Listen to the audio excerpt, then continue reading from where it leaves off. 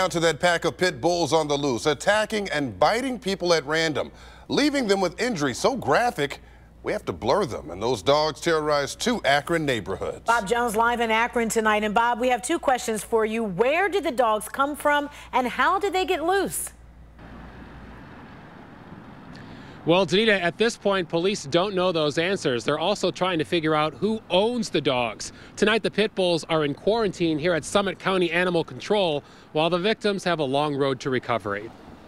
These are the dogs weighing about 40 pounds and described as pit bull mixes that attacked 4 different people yesterday morning. It all started when a social worker got out of her van for a visit on Reed Avenue and the dogs swarmed her.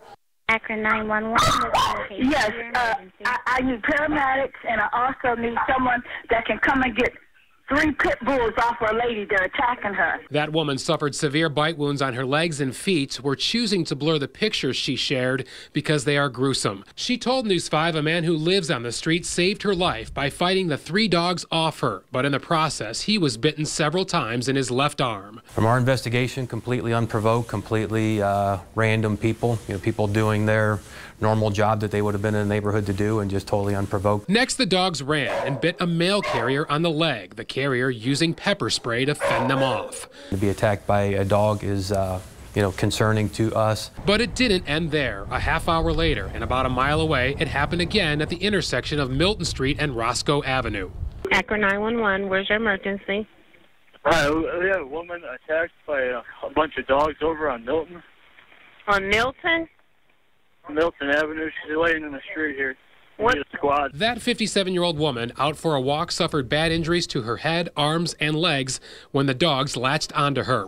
Witnesses used sticks to get the pits off the victim. 3 of the 4 victims sustained what was called extensive injuries. The owner could face multiple charges for failing to control and vicious dogs at large. Problem is, police have no idea who that owner is.